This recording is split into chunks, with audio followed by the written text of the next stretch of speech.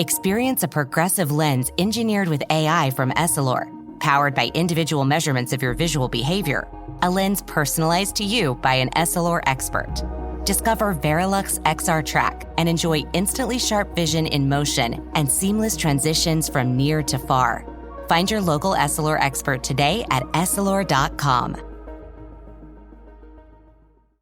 So let's bring in Elliott Gordon. Elliott Gordon is a wonderful guy.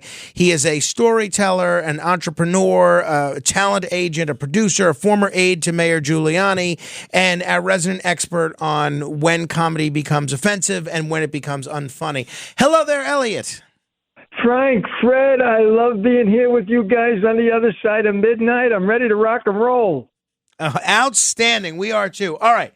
You've spoken a lot about Sid Bernstein in our previous conversations, Elliott. What's the big deal with Sid Bernstein? If people are hearing our conversation for the first time, we have a lot of new listeners, a lot of new radio stations around the country carrying this show. Why should we still care about Sid Bernstein? Because Sid Bernstein is the greatest story never told. And now I'm looking, the other day I saw that the great director now actually has produced a documentary called 1964, which is going to air next week and stream on a major broadcaster about, once again, 1964 and the Beatles coming to America. And Frank, it seemed like those guys have transcended generations. They won't go away. They're still with us. They go from generation to generation. And everybody usually gets the story wrong. They say, well, they came here for the Ed Sullivan Show. They didn't come here for the Ed Sullivan Show. There was a wonderful man who was my friend, my mentor, my partner, and this is a guy who was down on his luck in 1962 because he went broke promoting shows in New Jersey, which was called the Jazz Festival out there. And he said, I took a course at the New School and I took a job at General Artists Corporations just to make a living because I went broke. I lost all my money promoting those shows. They were not good shows. And he said, I took a course at the New School about foreign governments. And I took England, Great Britain, because I knew I could pick up the newspapers and the magazines. They'd be written in English to do my homework. He said, I walk in, there's a Times Square, there's a newsstand there called Hodling's Newsstand, which now is a store that would get the out-of-town newspapers. So I picked up a couple of British newspapers in 1962 to do my homework assignment.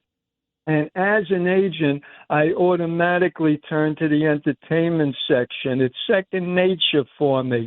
And I saw one line with an asterisk, and it said, music note, 4 lads from Liverpool causing a stir. And that was it. And then he said a few days later, I see there's a paragraph about these guys. And then there's a photo the next week, and I didn't realize it at the time, but Sid said through the newspapers, he was witnessing the birth of the Beatles. Wow. And he just happened to be caught with the story. And he said he's picking up these out-of-town newspapers. He's watching the story develop. There's a picture. There's crowds around the Cavern nightclub where they're working. And he said, I'm a promoter, and I understand that photographers follow crowds. If there's a lot of people somewhere, the photographers will be there, the reporters will be there. It's all based on crowds. And he said, I'm watching this thing grow, and I'm saying to myself, there's something going on out there. So I said, well, Sid, what did you do? He said, I went to my boss at the agency, General Artists Corporation. He was a man named Buddy Howe, #1 agent, top agent, ran the agency. And I said, Buddy, there are crowds lining up in Liverpool for a band out there. I'm watching in the newspapers. I think we should take a look at it. I said, Sid, what did Buddy say? He said, well, Buddy said, we've got an office in London. We'll send one of our agents up to Liverpool, which is a long trip. It's like a 4-hour car ride. And he said, we'll check it out. I said, well, what happened then? He said, well, El, about 2 weeks later, Buddy comes into my office and he hands me a memo that was sent to him by the agent at their office in London who went to see them in Liverpool. I said, Sid, what the memo said? He said, good band, but not right for American audiences. And he said, Buddy told me, Sid, we're going to pass on these guys. Wow. And Sid said, he said, I'm a promoter. I'm looking at crowds. I earn a living selling tickets to people. These kids are lining up to see this band. That means they're good. And if there are kids in England that think they're good, there'll be kids in New York that think they're good. Buddy is wrong. I know what I'm looking at. I don't have to hear the music. I see the lines. I said, well, Sid, what'd you do? He said, well, El, there was a rule at General Artists Corporation that their agents were not permitted to promote shows. It was the rule at the company. So I had to work kind of like under the radar because I figured, hey, Buddy's wrong. I'm a promoter. I'll break loose and I'll try to find a way to grab these guys and bring them to New York by myself. He said, but there was no Google. You couldn't Google Beatle manager and find the name Brian Epstein. He said, I had no idea how to contact their manager, who their manager was, where he was. I said, Sid, how'd you resolve that? He said, El, there used to be a restaurant chain called Stouffer's. I'm at the counter, drowning my troubles in chocolate chip ice cream, trying to figure my way out of this dilemma. And there was a man who walked in, an agent named Bud Seligwell. We were friends. I said, Bud, what's going on? He said, well, Sid, I'm doing okay. He said, I just got back from England. What's up with you? And he said, I told Bud, he said, Bud, I'm hot on a British band. They call themselves the Beatles.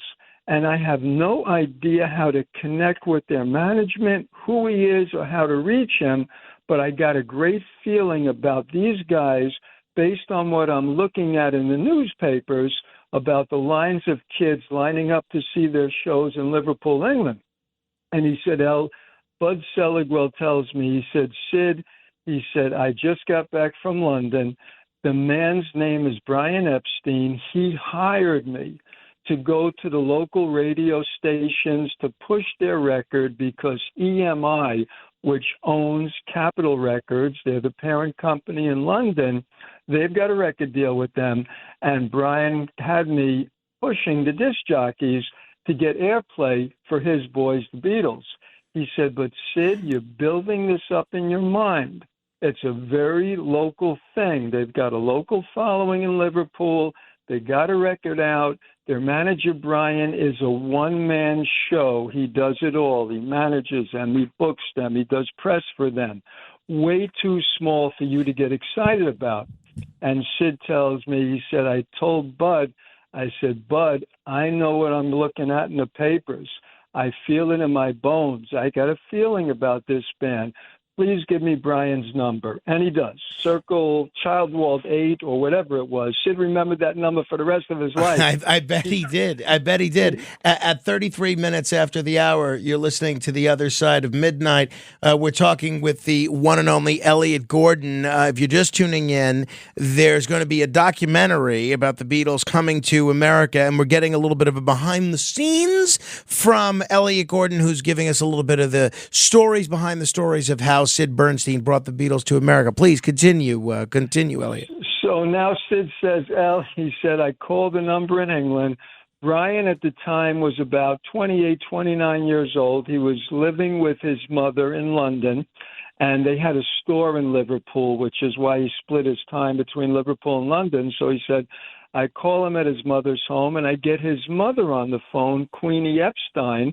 And she said, Mr. Bernstein, where are you calling from?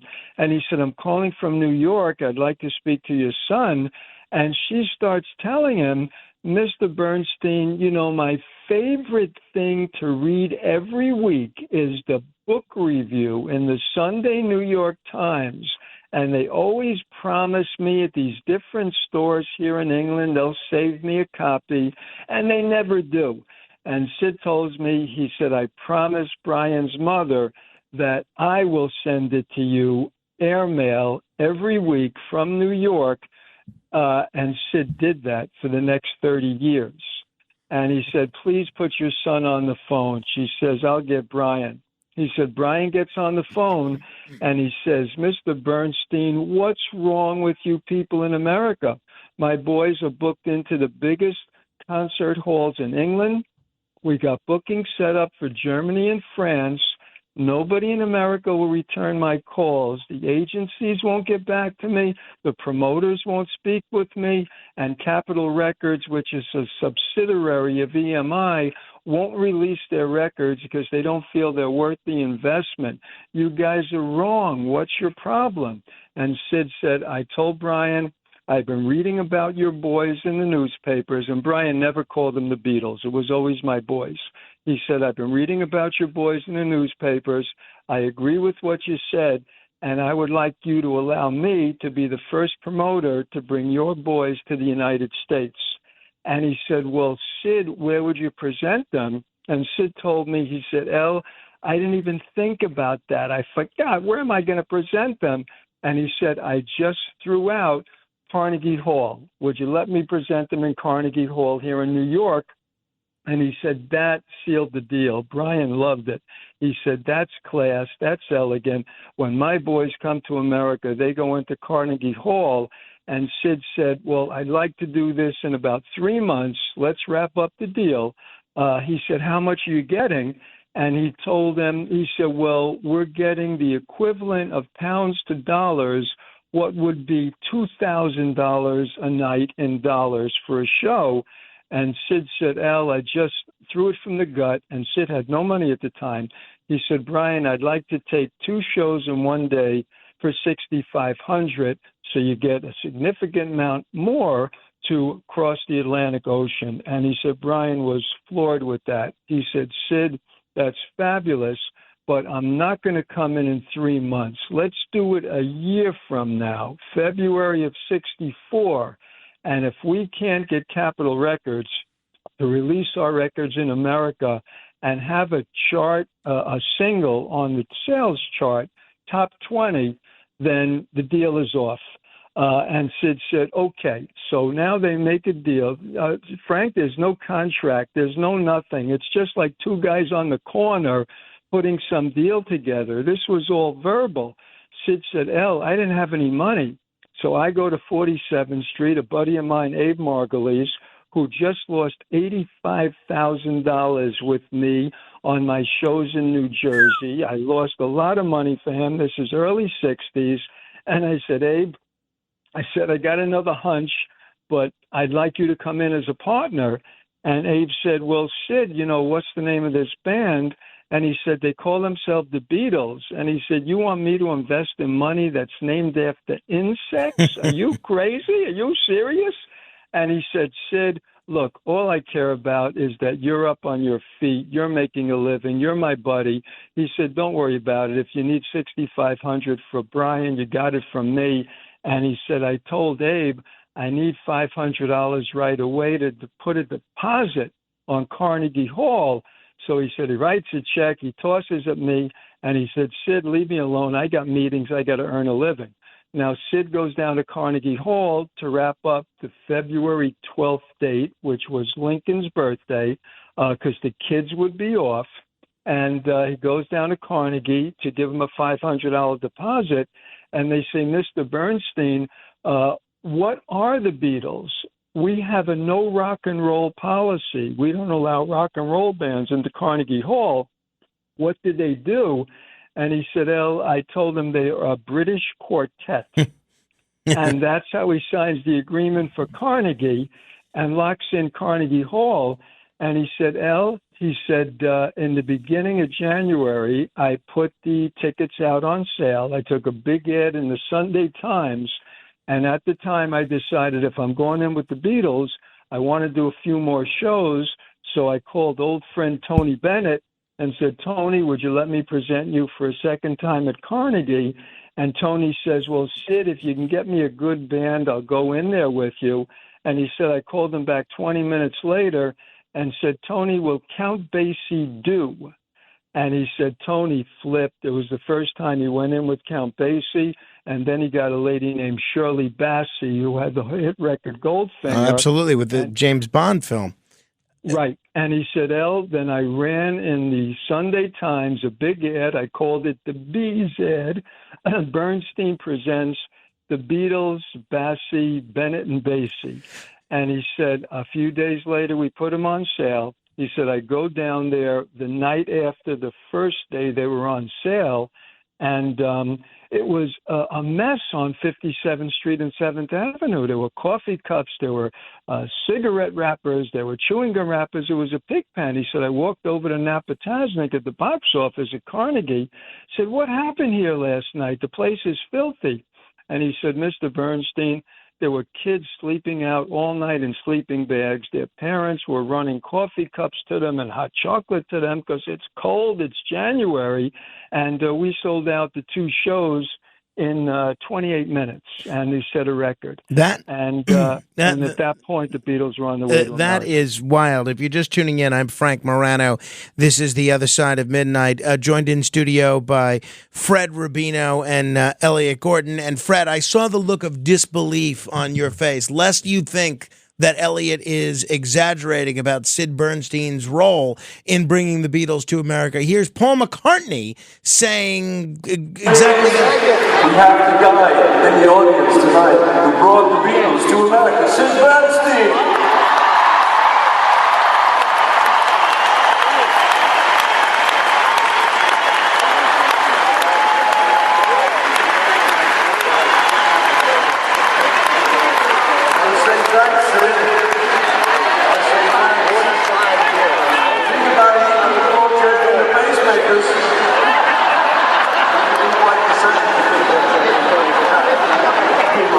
You know, the other trippy thing is, it was a Sunday, August the 15th.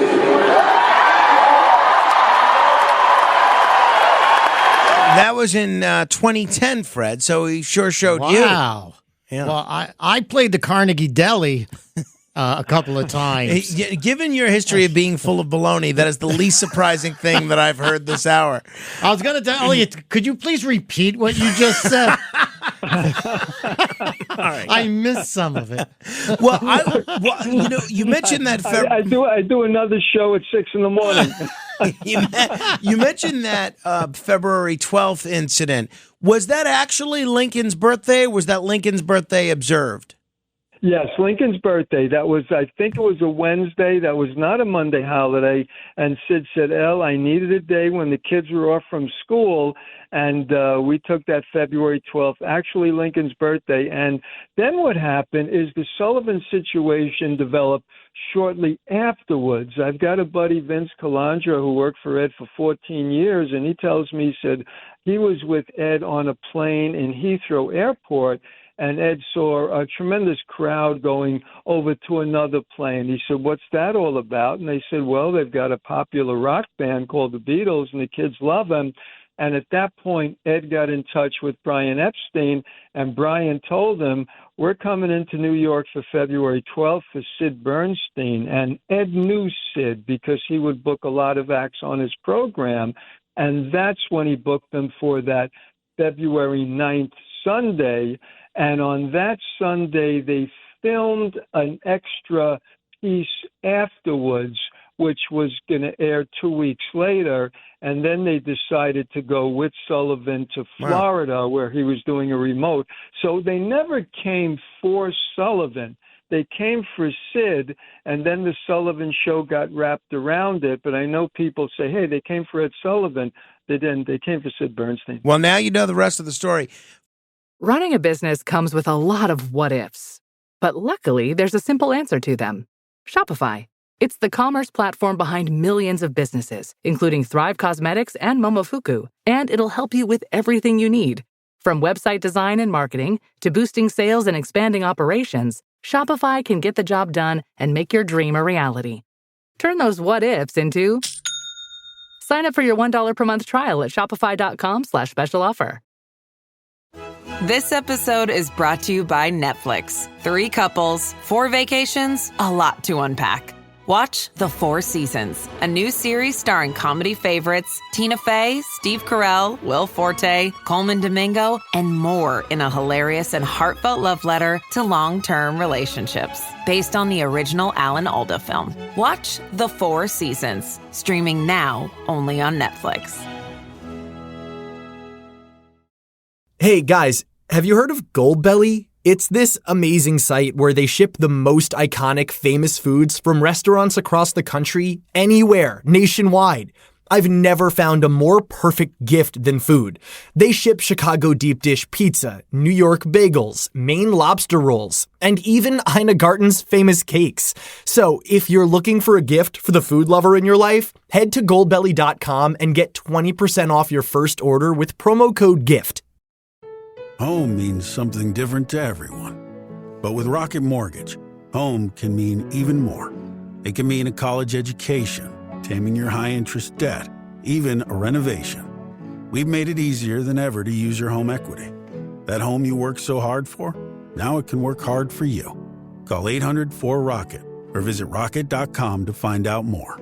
Rocket Mortgage, LLC, licensed in all 50 states. NMLSconsumeraccess.org, number 3030. Fred, what about it? Do you think it was better when we celebrated Lincoln's birthday on the actual day, or is it better now that it's the Monday after the weekend?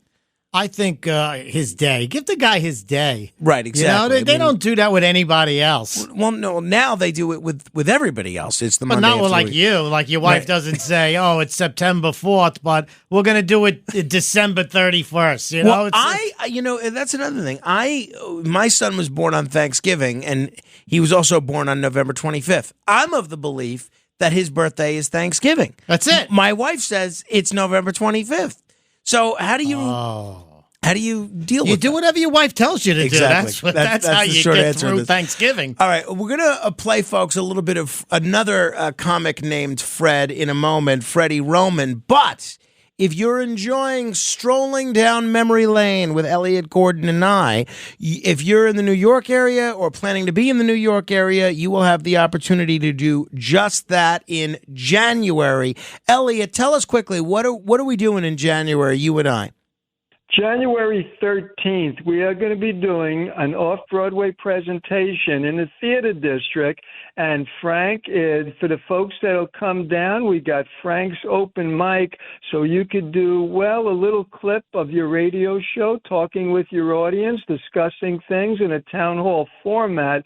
And then at that point, I'll be presenting classic comedians, guys I work with and represented, personal anecdotes of myself and Jackie Mason and Buddy Hackett and Freddie Roman and Mousy Lawrence. And I'm claiming, and I'm putting a challenge out there to those young comics, that these guys are funnier on video with their clean comedy than you guys are with your off-color routine. So I'm giving you the ice bucket challenge. So they're going to get personal anecdotes of me and those guys who I represented in their later years, and video clips of their funniest and greatest performances. If you want to have a good time with Frank, be there. If you want to laugh and what Pat Cooper used to call the uproarious belly laugh, well, I'm going to deliver with my video clips and personal anecdotes. We're going to play one in a moment, but Elliott, tell people how they can get tickets.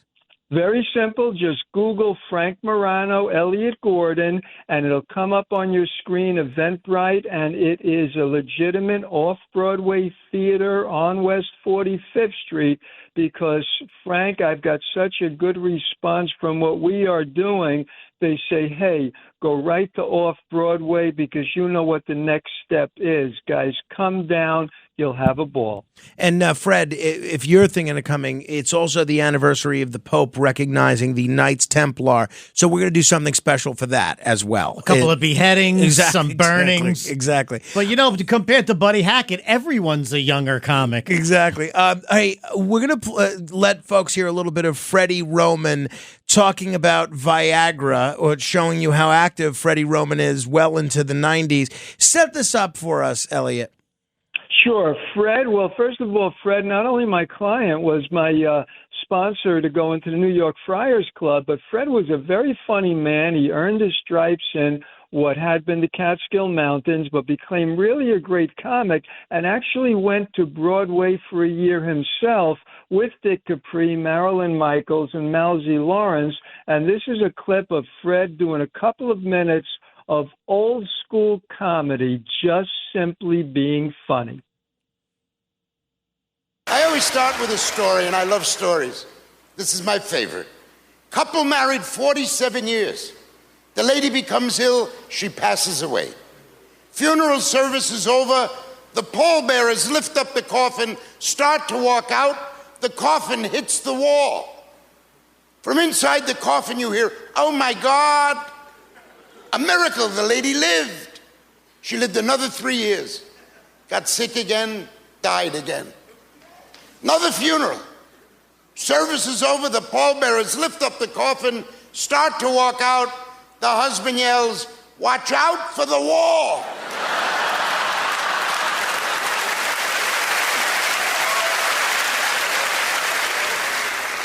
As I get a little bit older, I am getting crankier. Things are bothering me now that never bothered me before. I cannot stand being at home, having the phone ring, and they try to sell me something over the phone. Telemarketing, you hate it too, right? It's horrible. Well, I have two homes. I live in New Jersey, and I live in the state of Florida in the winter. And telemarketing in New Jersey is different than Florida. In Jersey, they try to sell me an insurance policy, a credit card, not in Florida. I was at my home last winter, the phone rang. A lady said, "Mr. Roman, do you have your burial arrangements yet?" I said, "What?" She said, "Do you have your burial?" I said, "Yes, I do, thank you." She said, "Don't hang up. Are you going to be buried in the South or the North?" I said, "I'm going to be buried in the North." She said, "Wonderful. Do you have your travel arrangements yet?" I said, "Yes, my wife likes to drive. She wants to stop at the outlets in North Carolina." It's weird. You know what else is getting me crazy now? Every 2 minutes on television for the last 5 years, you see a brand new drug commercial. There are new pharmaceutical products all over the world. Every 2 minutes they advertise them on television. And here's what bothers me. The first 50 seconds of that commercial, they extol the virtues of that drug. The last 10 seconds, you get a list of side effects that's worse than any disease I might have.